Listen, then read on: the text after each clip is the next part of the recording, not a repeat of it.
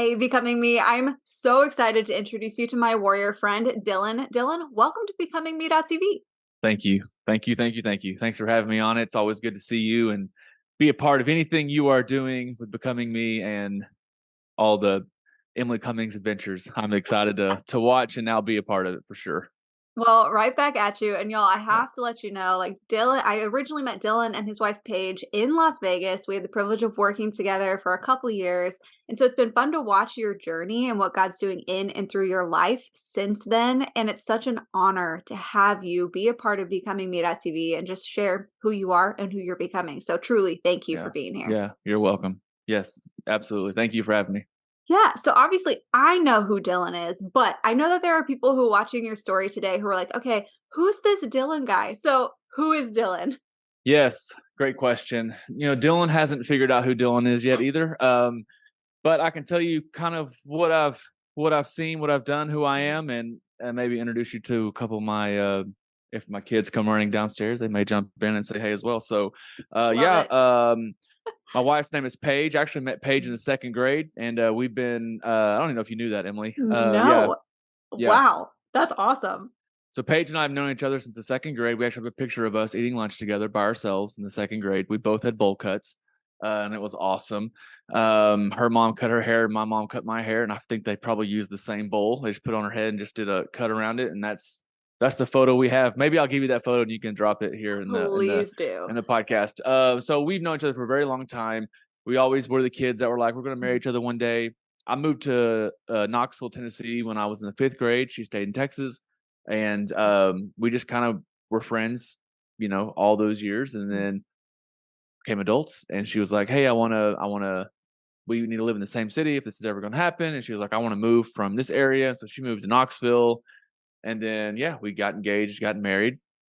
But I've been in ministry all my adult life, and so um, I was in ministry, and then she moved up to Knoxville. We were planning churches and blah blah blah blah. And then from that point forward with Paige, I'll tell you about my two kids. And then I have a daughter named Jet who is 8, and she is basically 17. And then I have a son who is 5, and he is true to being 5. He's awesome. His name is Beckham, and so Jet and Beckham are my kids. Jet was born in Las Vegas, Mhm. so planning churches in Knoxville, and then became a next gen worship pastor for a church here in town, and then was called out to Las Vegas to serve with you and the team at Central. And yeah, then that's where Jet was born. We were there for about a little under 4 years, I think, and then moved back home to Knoxville to come back to the church I was currently at before Vegas. And that's where our son Beckham was born. Beckham was born in Knoxville, so Jet was born in Vegas. He's our Vegas child, and then Beckham's our southern eastern Knoxville, Tennessee, which is where I live. Mhm. And yeah, so that's the family and kind of the journey there. And when we got back from Vegas, my wife and I started a company called the Wooden Spoon, which is an all natural shave ice homemade dessert truck. And it works, 6 or 7 months out of the year. It has its own staff and team, and just started the entrepreneurial journey then. And that's how we did that. And I was still one of the pastors at the church here in town. And then about 2.5 years ago, 3 years ago, walked out of that position. So I guess that would have been me stepping out of full-time vocational ministry, and then started working for a company out of Chicago called Amplio Systems, which is a church integrator. I was more of their like CMO kind of marketing, branding, events role, and really just was very blessed to be a part of that company in just that short window, a little under 2 years, where I was able to just love and serve on leaders, church leaders, and business leaders, and host these events all over the country. And through that, that opened up my eyes to this whole new wave of ministry that I wanted to be a part of.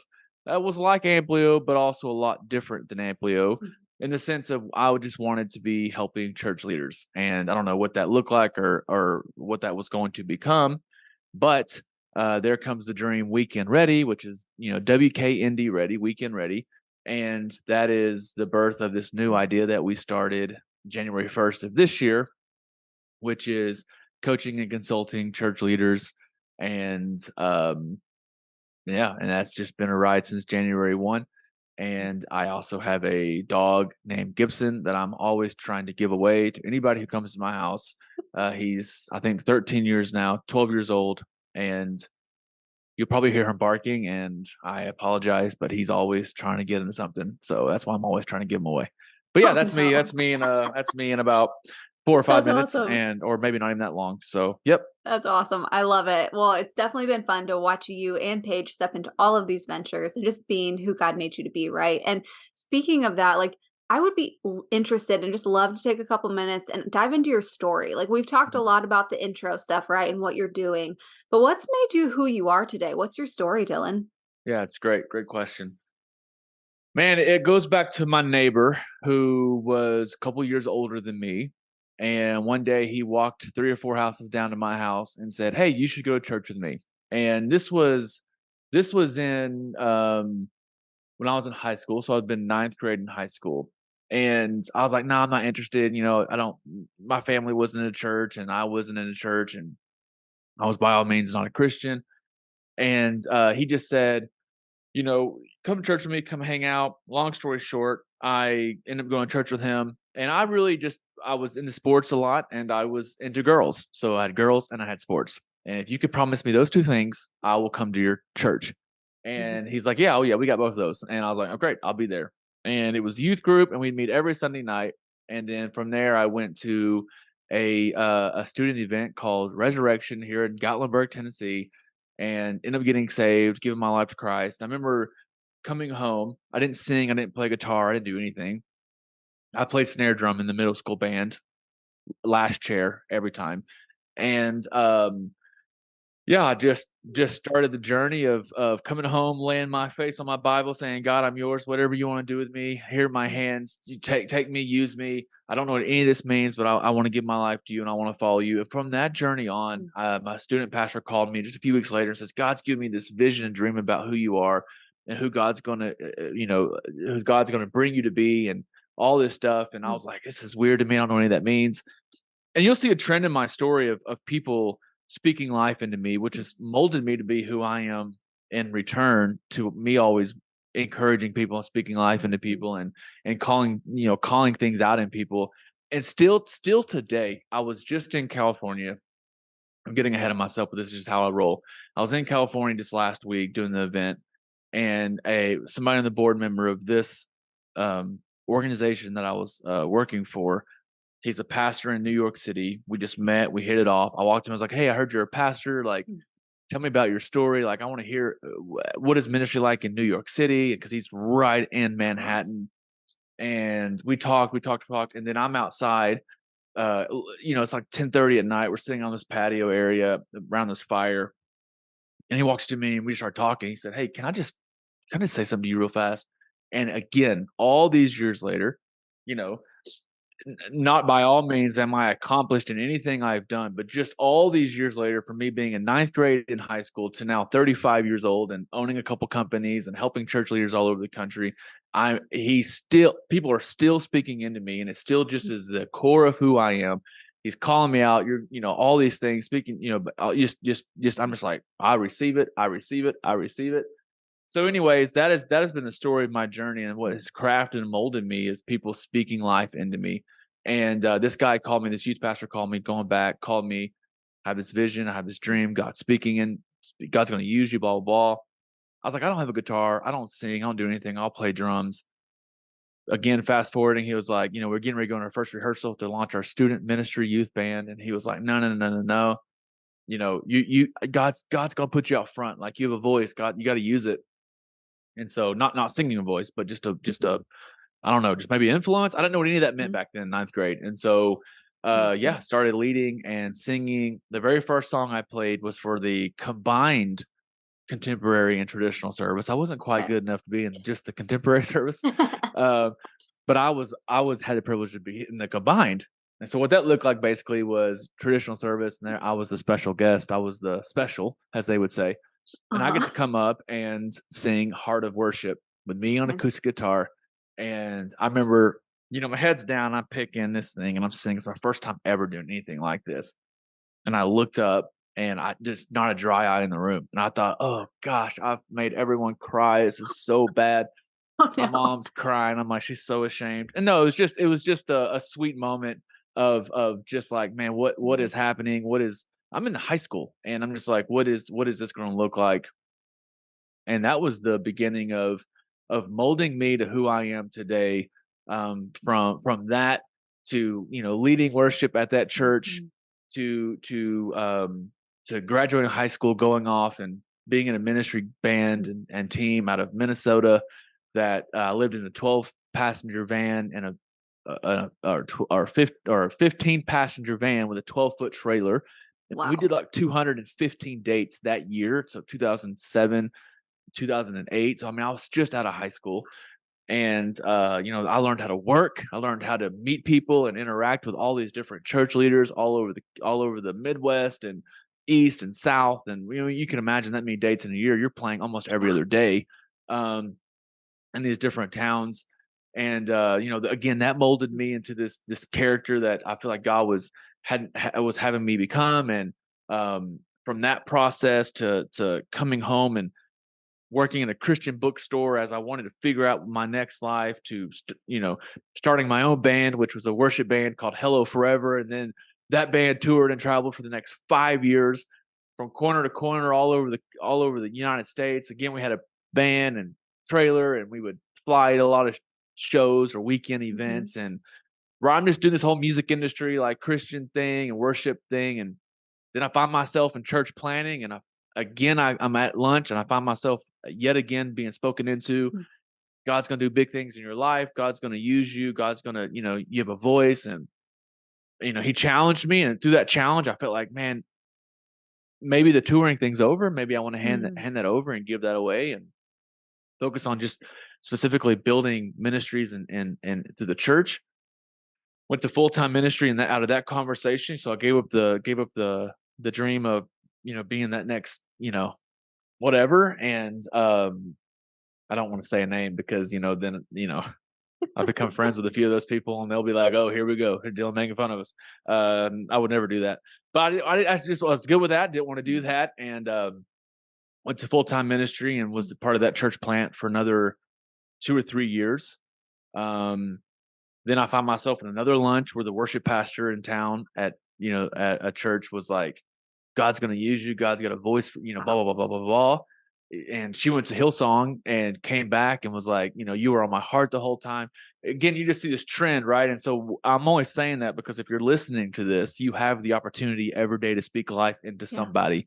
Find a ninth grade punk kid who has a faux hawk and speak life into him. I don't care if you're Christian or Mhm. not. God can use you to speak into people. You never know what your words will do.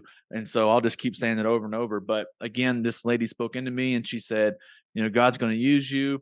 That took me from church planning to a more established church here in town as their next generation's worship pastor. So I led for student ministry in our college campuses.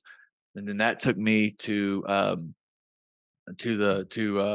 their kind of their music pastor for that campus, Mhm. and that brought me to Vegas. And through Yeah. this whole process, right? You asked me how I've become who I am today and Right. who I am still becoming. You know, the idea of just people speaking into me from a buddy of mine calling me from California and spoke into me and said, you need to come meet my friends who do ministry in Las Vegas. And then me showing up. And then my first interaction with Judd backstage was I was interviewing and I walked backstage because I had a Mhm. little green room code or backstage code. And I looked down the hallway and I see Pastor Judd. And I'm like, oh, that's Pastor Judd. He's like, what's up, bro? He's like, do you work here? I was like, no, not yet, but maybe hopefully. And he's like, oh, are you Dylan? And, he gave me Mhm. a hug and he walked me upstairs and it was just this cool interaction with him Mhm. of not this rock star status, but Yeah. him walking me up, him speaking life into me. And then I walk in and I see all of you sitting down on the table because it was our what did we call it? It was like our weekly remember upstairs in Yes, the old that wasn't offices. not the gauntlet meeting, right? The, I because that I kicked think off the week. Was it more of like the weekend experience, planning meeting? it was, but I think the gauntlet, I think that term maybe came later. I Okay, don't remember, okay. but it was, yes, it was like, so I walk Yes. in this room and I see all Yeah. of you and I'm just like, oh my gosh, it's just so overwhelming. And that, yeah. And so, and then just being through that process and meeting people that, that Drew Mhm, Bodine would bring in to develop me. Cause really a lot of my mhm. development came from Central as far as big Yeah. production and producing big events and being able to manage and lead at high levels. And, um, from people like Tyler Reagan, with Catalyst Mhm. at the time, and just people like Stephen Brewster and all these names that just would speak into me and call things out of me, and I still have that today, which is great. I just Mhm. said it happened last week, and so yeah, I've just become somebody who says, I don't know everything. God's given me a voice for whatever reason, and as Mhm. long as I have that, I want to be I want to be just a person that has a set of listening ears and eyes to see. And when church leaders are in the trenches and they need someone to talk to, or they need help with something specifically, I want to be a voice to them, and Mhm. just a resource if I can be. Why? Because that is how I've gotten to where I am in life, by asking a ton of questions, being looking for those mentors and those Mhm. coaches. I still have a coach that I meet with every Monday morning, and he speaks life into me. He challenges me. He coaches me. He teaches me. He mentors me.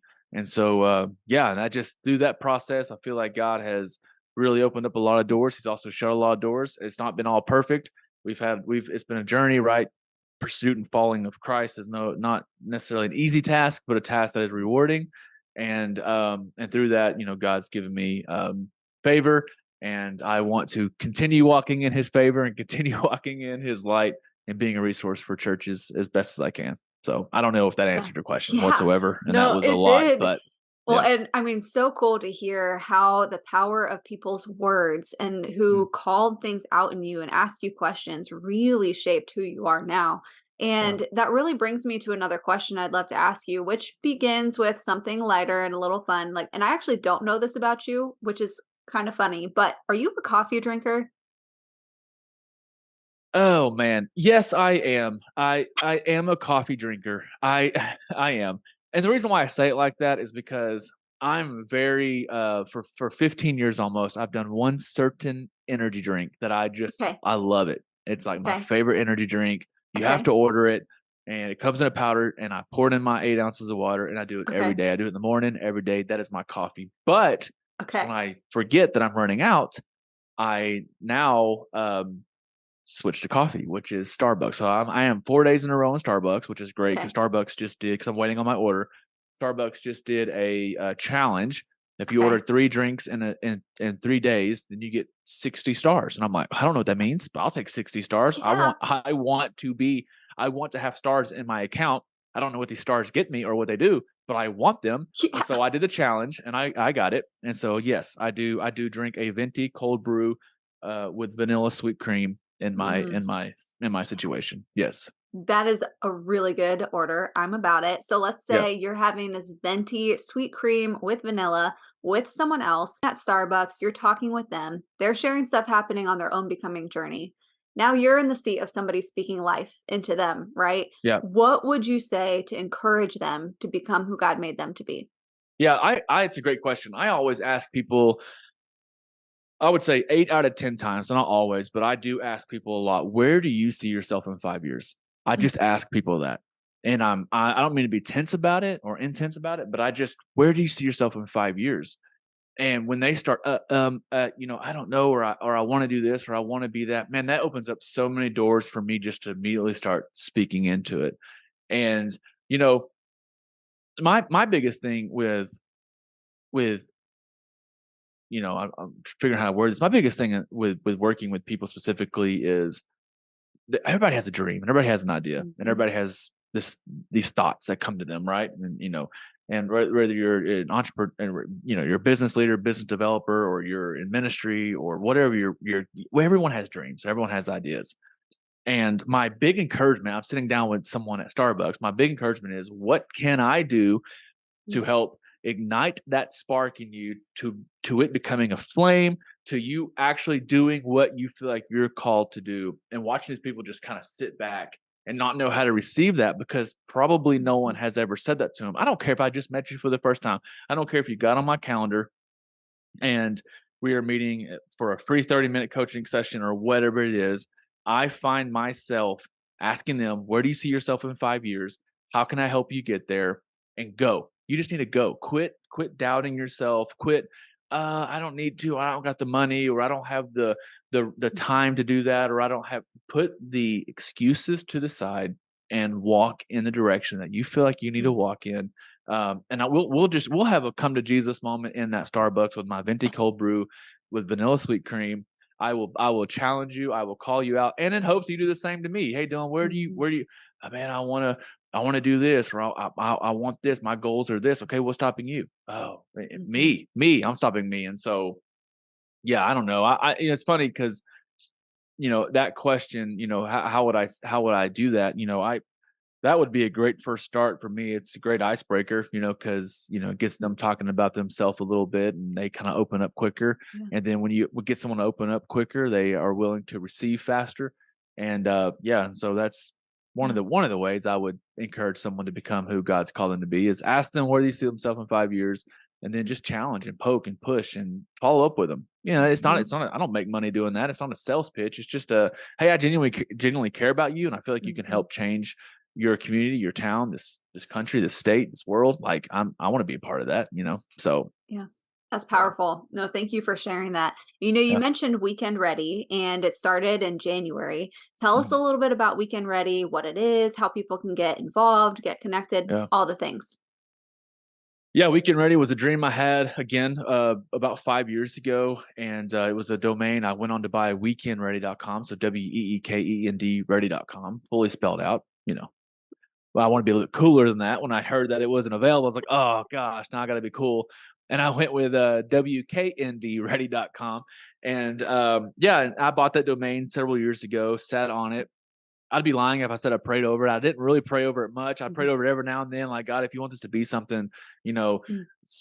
I'm willing for it to be. And my process at Amplio, we were doing these events and having a great time. I was hanging out with a bunch of church leaders. And it was just time of my life, and felt like I was truly walking in a direction that I wanted to be walking in. And then at the same time, I was like, I'm just kind of ready to do my own thing. Like I want to start building and just being out of Knoxville. I want to be in the Southeast region and help these churches. And can Weekend Ready be something or can I not? And man, I just can't honor Jeff Van Gieson and Amplio enough. I really do think he put his arm around me when he took a big risk on me, putting me at a high level position in his company and turning. Honestly, I mean, the goal was for me to become the face of Amplio, and we were able to accomplish that. And that's a big risk for him, for me to come in under 2 years and say, I feel like God's calling me to do something that maybe he put on my heart 5 years ago. And he really just put his arm around me and said, I'm here for you, man. What do you need Wow. from me? And that put us onto a path of partnership. And he's been great. And his ministries that he's doing is just, he started a ministry called Cultivate, acquired you know I think almost 800 acres up in Michigan, turned it into Wow. a property that only focuses on the health of Christian business leaders and pastors. And his Wow. ministry is booming up there. And it's just a cool story. But begin that process with him transitioning out from part time to full time, and then here comes Weekend Ready. Weekend Ready simply is just a organization company ran by church guys and girls that want to focus on the health of church leaders, Mm. specifically in the weekend scenario. So production, communications, creative, worship, of course. And the thing about Weekend Ready is that yes, people would hire us for a certain need. Hey, we need better service programming or better transitions, or we need help with production culture, or whatever the case may be, volunteer, whatever. And which is great. That's what gets us in your doors from our branding, from our social media platforms, and our content that we release. Yeah, that's how we get in your doors. Mhm. But very quickly, Weekend Ready, every one of our coaches, before we do anything, we're going to focus on you first as the leader. We need to figure out where you're at in life. We want to know who you are, where you're, what's going on in your family, your relationships, like your kids. Are you good? Is your home life good? Like we really want to be a voice and a set of listening ears that come in and say, hey, yeah, we want to focus on making you a better service programmer or a better volunteer recruiter. Yes, those are needs that you have specifically in your ministry. But how's Emily doing? And Yeah. that's where we want to start. And so we call it our level one. So it's not original content by all means, but when you build a building, we're not building a building starting at level 7. Mhm. We want to build a building and start at level 1, which is the foundation. And so we very, very Mm. quickly recognize as coaches and at Weekend Ready that most of the guys and girls we work with are thinking level 3, level 4, and we Yeah. want to come in and put goals in place. We want to come in and do leadership assessments, and that really just sets us aside because we believe that we first, before your weekend can get better, your leaders have to get better, and we want to focus on that. And so that's kind of Weekend Ready at about 10,000 feet. All of our coaches are would say that they specialize in three to five different categories, and we vet all of our coaches, as you can imagine, very strictly. And a lot of our coaches will say, "Here are 5 things that we think we're experts at." And we say, "Yeah, but based off what we're seeing and hearing, we would probably only deem you experts in 2 of those areas or 1 of those areas. We still want to bring you on as a coach, but you're going to focus for a season on this and allow us to develop you in those other areas. And then Mhm. very quickly, we will get you to be an expert. Expert would definitely be deemed an internal. We would never use that externally for our church partners, but yeah. So then from there, we would release them, and they would go get their agreements. And how we win is video coaching, and so we know that it's really hard for a church leader or a business leader or one of our coaches who are also all in full time ministry to get away for a weekend or to get away for 2 or 3 days to do in person coaching. We do offer that, but most of our coaching is going to be in the video world and Yeah. like this Zoom call. That's So, awesome. That's yep. awesome. So if somebody was listening, they're like, okay, I am definitely on one of these teams. I'm on a weekend team and I really want to learn more about how I can connect with Weekend Ready. Where do they go? Yeah, just go to WKNDready.com, or you can follow us on Instagram, it's Weekend Ready. Which is a cool story how we got WKND Ready for Instagram real fast. So I reached out to there was a girl in like Australia or something like that. She had a Okay. a clothing store called WKND Ready. I was like, I need that. I need that Instagram account. And she was not that, but that there's nothing been posted on that account for like 2 years. And I was like, I need that account. And you know what it's like if you run across an Instagram. So say like you do a conference at church or whatever, you really want that Mhm. handle and it's used and it hasn't been used for years. And you start DMing them, you contact, Yes. and nothing, right? Nothing ever Yes. comes out of it. And I just remember like, you can make fun of me for doing this, but I remember like, God, if you want me to have this Instagram account, I need you to work because I don't want to be like the Weekend Ready. I don't want it to be spelled out. Weekend Ready wasn't even available, but I was like, I just, or whatever, like Weekend Ready, whatever coaching. No, I want it to be WKND Ready. And God, if it's going to happen, you're going to Yes. do it. And I just got to set it. And I DM'd her once, no response. Went about 3 or 4 months, probably maybe 3 months, around 90 days, I guess. And then I DM'd her again for a second time. And I said, hey, I really feel like I'm supposed to have this handle. I was like, I'll buy it from you. I'll do whatever. I noticed that you what kept me coming back was that I saw that she saw it. So I knew someone Okay. was seeing because it said seen or whatever. Uh-huh. And so I knew someone was seeing it and or something like that. Something kept me coming back. And then finally she wrote me back and she said, it's all yours. I'll release it. And you just I was just like, well, let me know when to release it. And Oh, she released wow. it. And then I got it. It came available immediately and I got it. And I just remember thanking her, like, you have no idea. This is a huge blessing to me. And that was it. Anyways, that's how I got WKND Ready handle. Um, but they can That's go to cool. there. They can follow that account. They can engage with us there. They can DM us. They can email me, Dylan at, Perfect. WKNDready.com or, text me, whatever. We're available. So, And Dylan, if people want to connect with you as well, you are also on Instagram. yes. Yep. Perfect. It's just Dillan Howell, just at Dillan Howell, Dillan, the right way to spell Dylan. Let's just be honest. Any other way you would spell Dylan, if you sound it out or pronounce it, doesn't really make sense. Dill and so it's Come on. Dillan, right? I don't Yeah. need to get on to that semantics, but I can preach on it very quickly. So Dillan Howell, and that's my Instagram. Yep. That's perfect. And y'all, we will have all of the links in the show notes. You can easily click them, follow Weekend Ready and Dylan, Dillan Howell.com, Yes, not that's dot right. com. I'm like going with you now. Let's go. Yeah. Oh Anything yeah. else that you would want to share as we wrap up your becoming story today? Oh man, just if anything, like I'm reminding myself right now, I have an opportunity after saying all this. I got contractors upstairs in my house. I'm like, how can I leave this and be fired up and go have a conversation with these dudes and just see where they're at in life? Like, I don't have to go Mm, drop the gospel on them or try to lead them to salvation today. Or I don't have to go try to sell, if you're listening to this and you're mhm, like, well, I could go have a conversation, hope move myself forward. I'm thinking to myself, how can I go up and talk to this guy and be like, hey, where do you see yourself in 5 years? yeah, Right. It just, who's asked him? Who has asked him that? Right. And so if you're listening to this and you're like, what can I do? How can I take anything I just heard in the last 30 minutes and utilize it today or utilize it tomorrow?